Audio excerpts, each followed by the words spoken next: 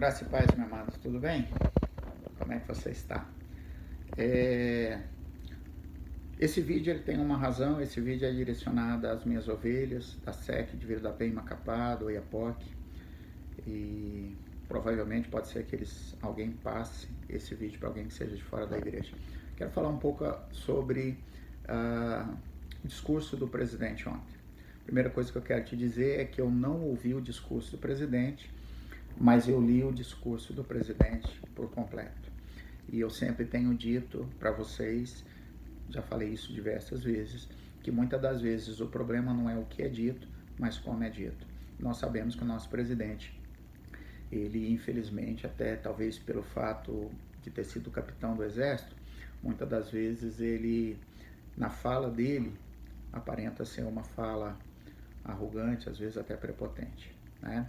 Mas você sabe que eu sou economista, você sabe que eu sou administrador de empresa, você sabe que eu trabalhei em grandes empresas durante muito tempo. E para as pessoas mais próximas eu já tinha falado, olha, o Brasil ele não suporta muito tempo nessa crise. Imagina só uma pequena empresa, como é que uma pequena empresa, um pequeno negócio vai suportar 60 dias parado? Não suporta.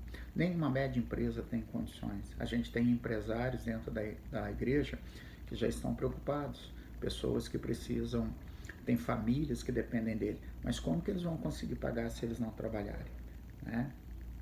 Então, assim, o que o presidente falou, a grande maioria das coisas que ele falou e que eu li, são muito coerentes com aquilo que nós estamos vivendo, tá? Entretanto, por qual razão nós estamos vivendo todo esse burburinho e que até a igreja está tomando posição que não deveria tomar, e eu vou te explicar por quê. Mas antes de falar sobre a Bíblia, que é a nossa única regra de fé, deixa eu te falar por que está todo esse burburinho. O burburinho está assim pelo seguinte: primeiro, a esquerda quer dividir para governar. Então, se ela dividir o governo enfraquece e ela volta ao poder.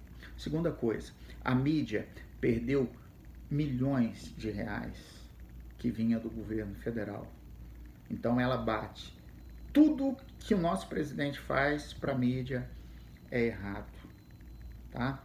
Agora, o que eu quero falar para você, preste bem atenção, estou falando para você como pastor, não estou falando para você como cidadão, estou falando como pastor. Como pastor, a nossa única regra de fé é a Bíblia Sagrada. O que a Bíblia Sagrada diz a respeito do que está acontecendo? Deixa eu ler para você aqui na Bíblia. Romanos capítulo 13. Todo homem esteja sujeito às autoridades superiores, porque não há autoridade que não proceda de Deus, e as autoridades que existem foram por ele instituídas. De modo que aquele que se opõe à autoridade resiste à ordenação de Deus, e os que resistem trarão sobre si mesmo condenação. Então, você que hoje postou contra o presidente, meu conselho de pastor, agora vá lá e poste pedindo perdão a Deus por ter ido contra a autoridade. Ah, pastor, eu não concordo. Daqui 3 anos você pode demonstrar sua insatisfação lá na urna. Mas hoje, se você é cristão, você tem que orar pelo nosso presidente. Você tem que orar pelos ministros. Você tem que orar pelo governador, pelo prefeito, pelos vereadores. Essa é a função da igreja. O nosso presidente, estando fazendo bem ou mal, ele foi eleito por mais de 50 milhões de pessoas. E se ele foi eleito, é porque Deus permitiu que ele fosse eleito. E a nossa função enquanto igreja é orar. E se a gente começar a murmurar, igual muitos estão fazendo, nós vamos atrasar ainda mais a nossa saída da crise. Você sabe disso, eu já te ensinei sobre isso. Eu confesso para você que de manhã eu fiquei muito angustiado, porque eu recebi algumas mensagens pedindo, pastor, se posicione, pastor, o que é isso? Pastor, como é? E como eu ainda não tinha visto o discurso, eu não ia me posicionar. Eu primeiro precisava entender. E enquanto eu estava vendo isso, eu comecei a orar. E Deus falou algo muito interessante, quero compartilhar com você. 2 Crônicas, capítulo de número 26, versículo 16, foi isso que Deus falou para mim. Mas havendo Uzias já se fortificado, exaltou seu coração para a sua própria ruína, e cometeu transgressões contra o Senhor seu Deus, porque entrou no templo do Senhor para queimar incenso no altar do incenso. Porém o sacerdote Azarias entrou após ele com 80 sacerdotes do Senhor, homens da maior firmeza, e resistiram ao rei Uzias e lhe disseram: a ti, Uzias, não compete queimar incenso perante o Senhor, mas aos sacerdotes, filhos de Arão, que são consagrados para este ministério. Sai do santuário, porque transgrediste, e nem será isso para a honra da tua parte do Senhor teu Deus. Então Uzias se indignou e tinha um incensário na mão para queimar incenso.